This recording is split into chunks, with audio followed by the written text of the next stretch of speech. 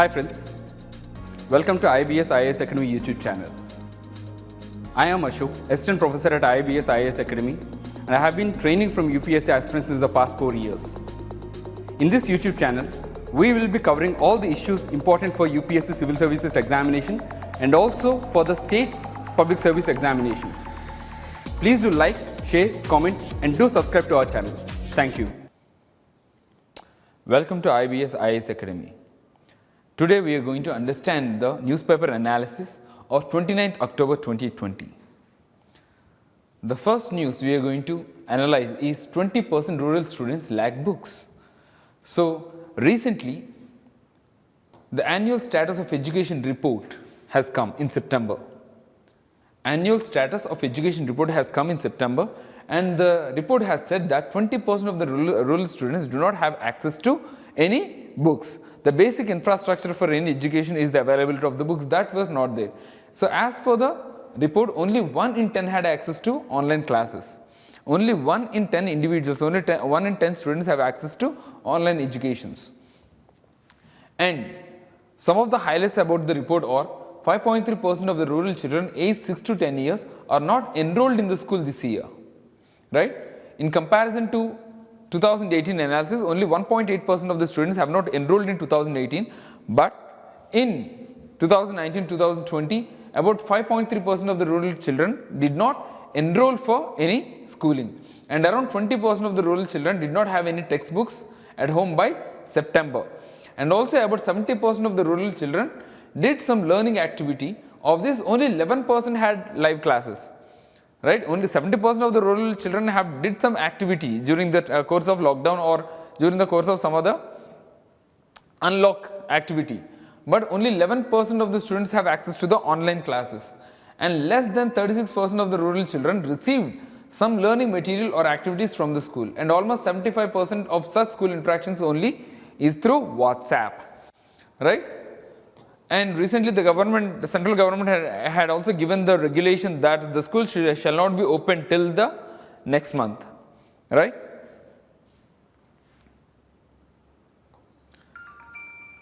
And the next news is Parliamentary panel asked Twitter for affidavit on geotagging glitch, right? The Parliamentary panel asked Twitter for affidavit on geotagging glitch.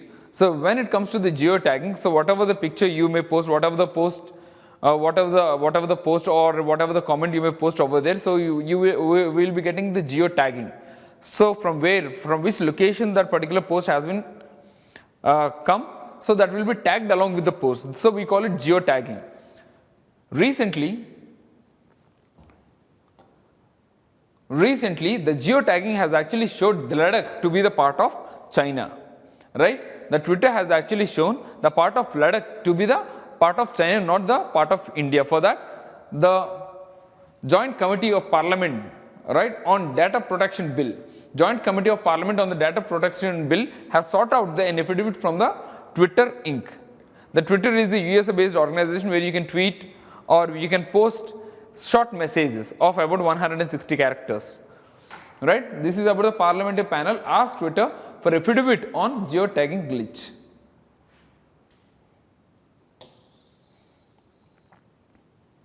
Next one, National Greens Tribunal forms joint panel to evaluate ECR stormwater drain project, right? ECR stormwater drain project. We have an integrated stormwater drain project in Kovalam Basin, and National Greens Tribunal forms joint panel to evaluate the work. So this is very important for the prelims perspective and also for the mains perspective in the subject environment and ecology. The National Greens Tribunal is a separate tribunal, means an additional court where it will be dealing with only specific issues. So National Greens Tribunal is a court which will be dealing with the environmental issues. It will be dealing with all the environmental related issues. Okay, so we call it National Greens Tribunal, which is very much important. And this one, 98% discharged persons show lung recovery, right? 98% discharged persons show lung recovery because of the COVID-19. The affected organ is the lungs. It is a respiratory disorder, right? SARS-CoV-2. SARS means severe acute respiratory syndrome. Severe acute respiratory syndrome. So the lungs are getting affected. And recent studies has actually showed that 98% of the people are getting discharged, the 98% of the people discharged have the lung functioning becoming better, right? And during the course of time, we have also seen, because of the COVID-19, multiple organ failure is also happening, right? So now we can see that with the progressing research and the evidences, we have concluded that about 98% discharged persons show lung recovery.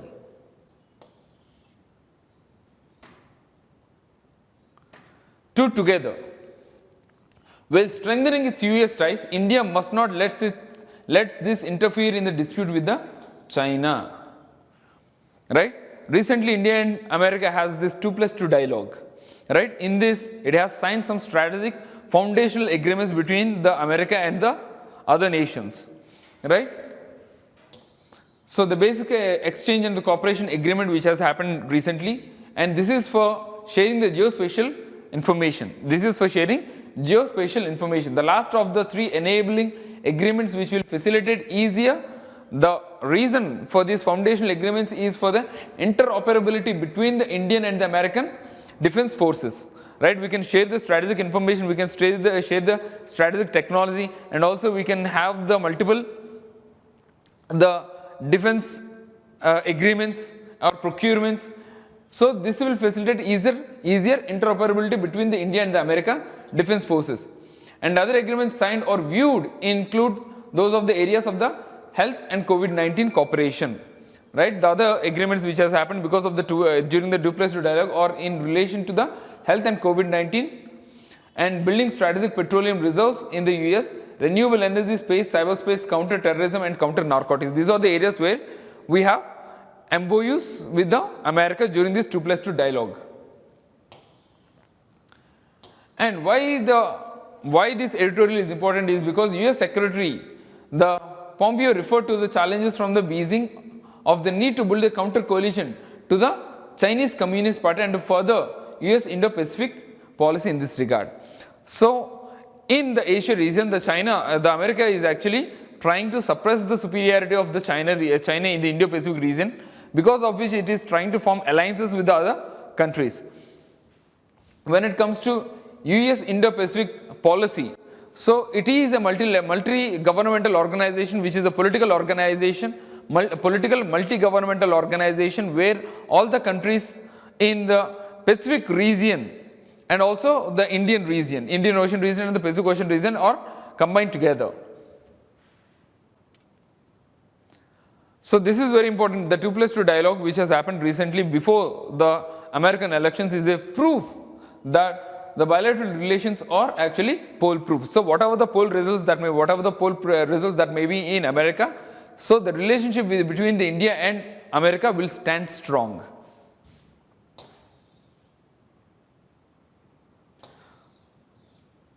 And this article is about whatever the relationship India has with America, India and China, the America should not come between them. Why? Because whatever the bilateral relationship, whatever the dispute we have with the China, so it is going to be the bilateral dispute. No other country can actually comment on it.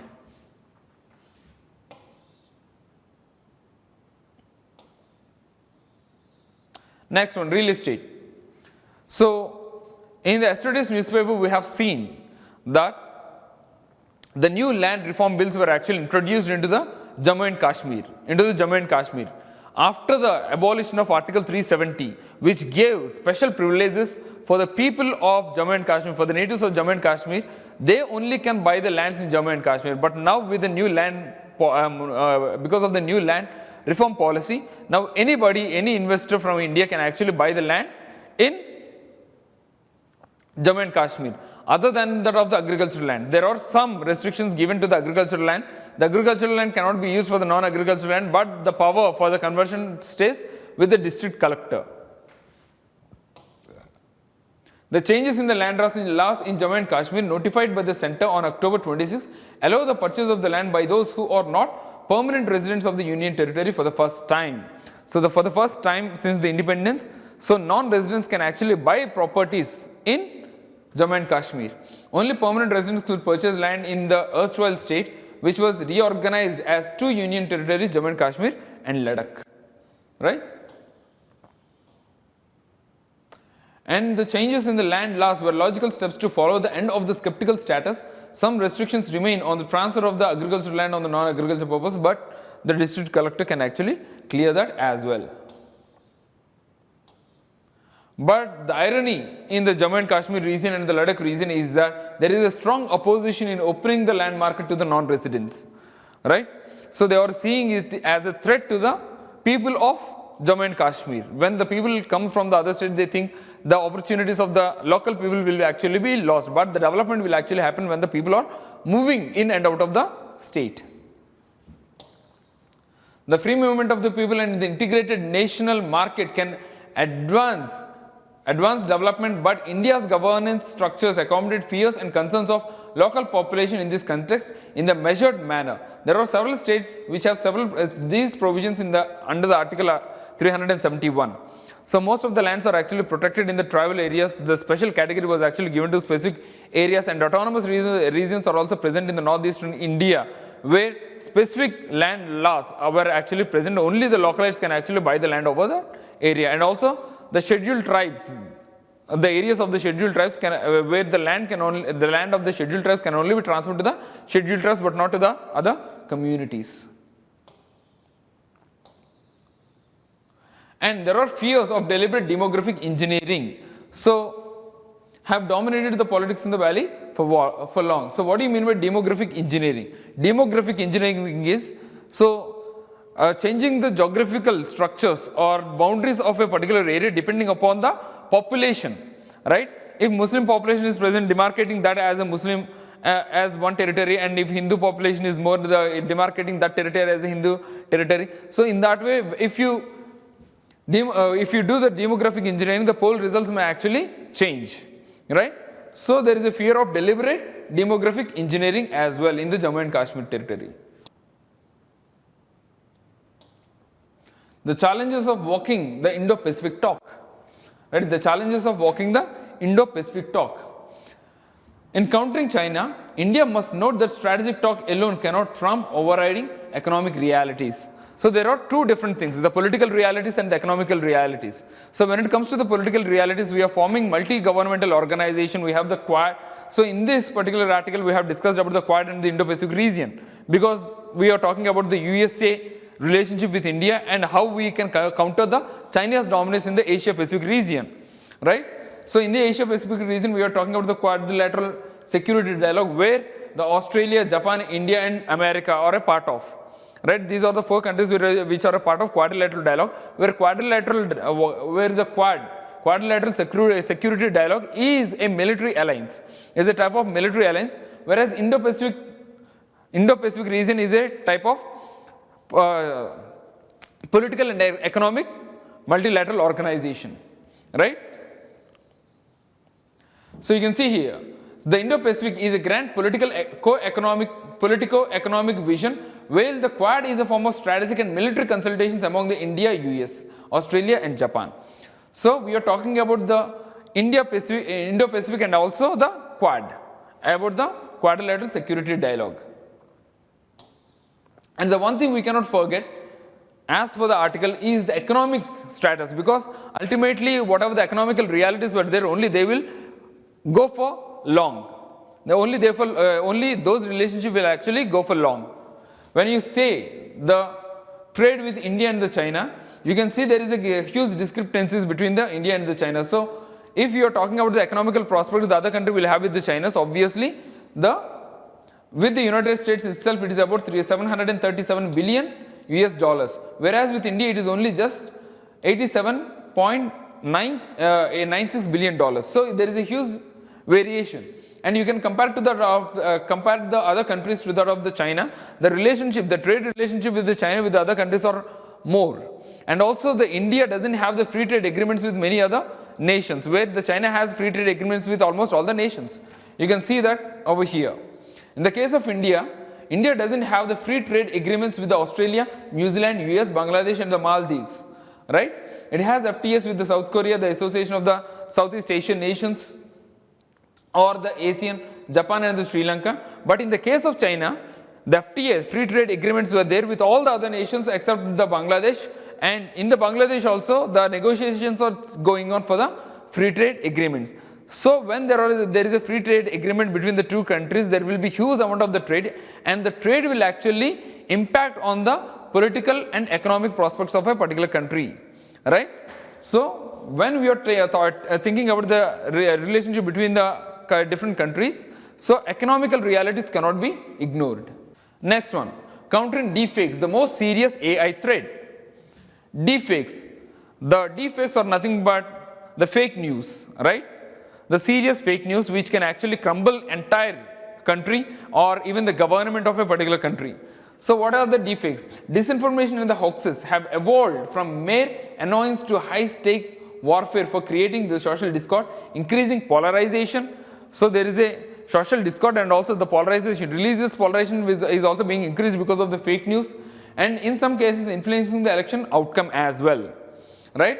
The deepfakes or the digital media. Deepfakes are nothing but a digital media which can be in the video or audio or any image manipulated. The image is manipulated, video is manipulated, and the audio is manipulated using artificial intelligence, right? We are manipulating those using artificial intelligence, and this media content is called as deepfakes. So with these deepfakes, the people will be polarized, or some racial discrimination can actually happen, and the people may not like the government may destabilize, and the people may come together and protest against the government, and the two nations can also come into war. So this is the serious threat over here. So we call it a cyber Frankenstein.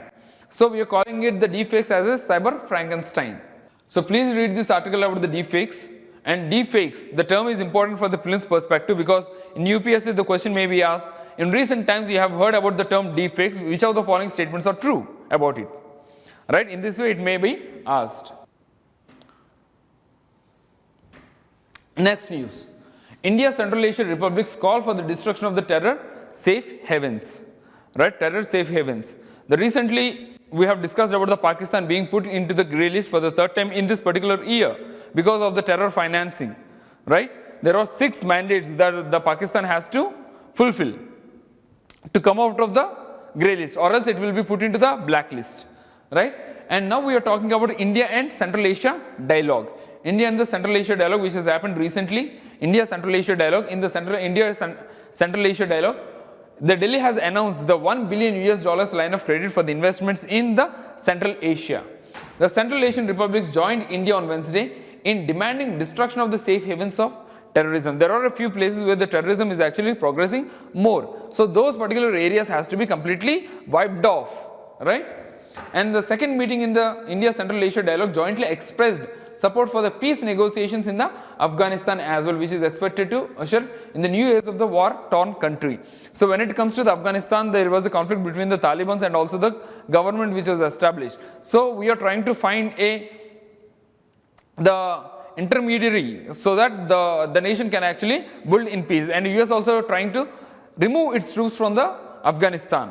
So during that particular time, most of the countries are trying to have dialogues with the Taliban and also the government to form a peaceful government, peaceful and stable government, right? And our external affairs minister has actually called the Asian region to be the extended neighborhood. Extended neighborhood, the term is very important because we will be using the same term in mains examination. And the important one is the Chabahar port. The Chabahar port was the port which was developed in the Iran to connect to the Central Asia. This is the only way you can connect to the Central Asia, right? So Chabahar port is in Iran, and India has developed the Chabahar port. The very first thing is to have its access to the landlocked region of Afghanistan and also to the Central Asia. And troops standing firm on LAC Rajnath. So recently we have known in the line of actual control, LAC, the border across the China. So the China is trying to infiltrate into the India and trying to occupy the territory of India. It is coming deeper into the Indian territory. So India is trying its best to keep its hold in the Indian soil. So for that, our Defense Minister Rajnath Singh has said no budgetary constraints are actually for the army requirements. So whatever the budget that has to be allocated for the army to maintain the India's territorial sovereignty. To maintain the India's territorial sovereignty, that budget will be allocated to the military at any cost. And ISRO to launch EOS-01 on November 7th, right? ISRO is the Indian Space Research Organization, and it is launching EOS-1. It is an Earth Observation Satellite 1. It is a new version, right? The latest version of the Earth Observation Satellite EOS-01, and that is being launched along with the 9 other satellites, right? Those are the 9 customer space, the international customer spacecrafts on board, right? So different spacecraft are also put onto the PSLV, and PSLV is actually taking the satellites into the orbit. And for the preliminary examination perspective, so what are the objectives of EOS-01? EOS-01 is intended for the applications of agriculture, forestry and disaster management. Agriculture, forestry and disaster management related activities, right? And for your information, the Earth observation satellites are actually launched in the low Earth orbit, into the low Earth orbit using PSLV, Polar Satellite Launch Vehicle. Polar Satellite Launch Vehicle. And when you see PSLV-C, it is core alone, PSLV core alone, without any boosters, strap-on boosters. Next one, India is seeing its biggest content revolution.